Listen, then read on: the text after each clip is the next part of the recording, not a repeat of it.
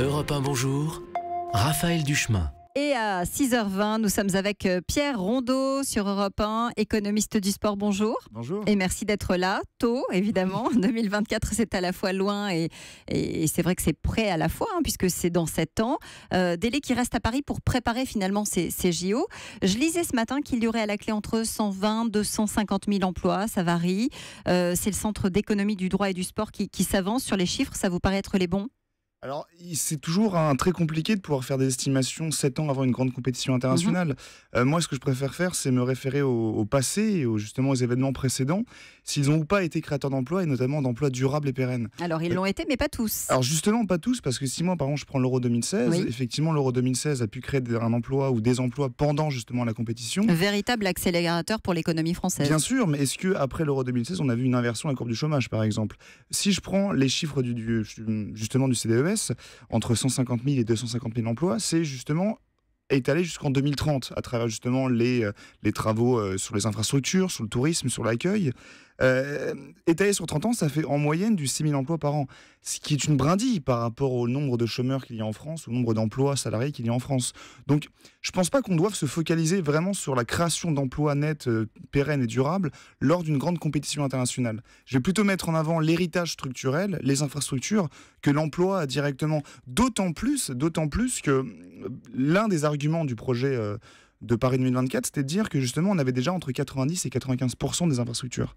Donc à partir de là, il n'y aura pas de gros travaux qui seront faits dans le BTP. De la même manière, deuxième argument... Il y en aura quand même, par exemple sur les lignes du Grand Paris. Bien sûr, mais si je compare par exemple avec l'Euro 2016, 2016, on a quand même construit 8 nouveaux stades de foot, ou en tout cas rénover 8 nouveaux stades de foot, ce qui a créé des emplois dans le BTP. De la même manière, Paris est déjà, sans les Jeux Olympiques, la ville la plus touristique du monde. Donc elle accueille déjà les touristes. Donc il y a déjà des métiers dans le tourisme et dans le secteur du tourisme qui sont créés.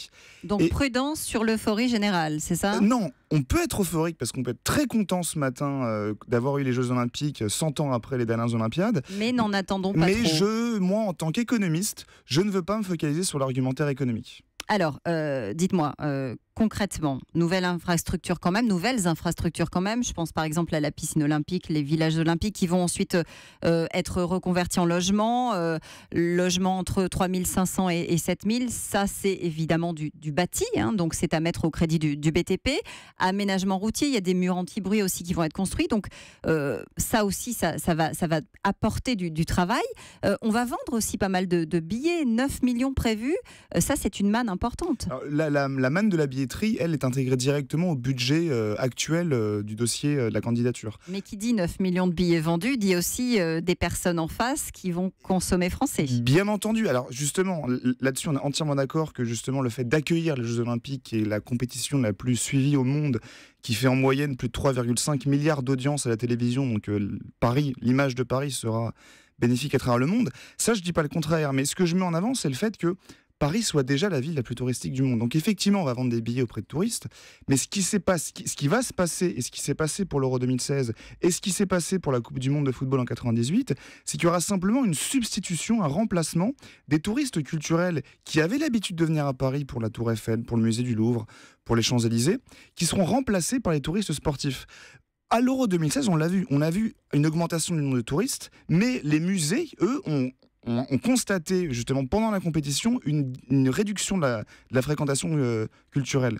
C'est ce qui va se passer à mon sens pour Paris 2024, c'est qu'on aura simplement un remplacement des touristes culturels par les touristes sportifs. Alors, la question suivante, justement, un lien direct avec ce que vous êtes en train de nous expliquer, Pierre Rondeau. Est-ce qu'un supporter qui vient au jeu va rester centré sur les sites olympiques, ou est-ce qu'il peut éventuellement profiter de sa venue en France pour aller visiter d'autres villes que Paris, parce que c'est ça aussi qu'on entend dans certaines villes de France dire c'est très bien Paris 2024, mais c'est Paris qu'on met en avant et pas la France. Alors c'est Paris et la Seine-Saint-Denis, puisque beaucoup d'infrastructures seront construites en banlieue parisienne.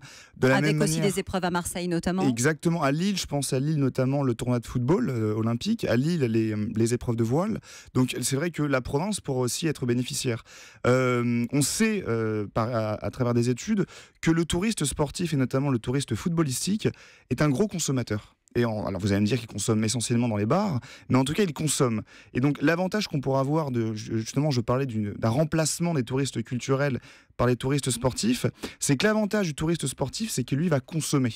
Il va consommer plus en moyenne que le touriste culturel. Donc quand bien même il ne soit pas bénéfique à la fréquentation des domaines culturels de province, il pourrait en tout cas être bénéfique à la France au niveau de la TVA et de la consommation, puisqu'en moyenne il consomme plus. Merci Pierre Rondeau de nous avoir tempéré dans notre enthousiasme. On verra ce que ça donne évidemment dans 7 ans en 2024. Europe 1.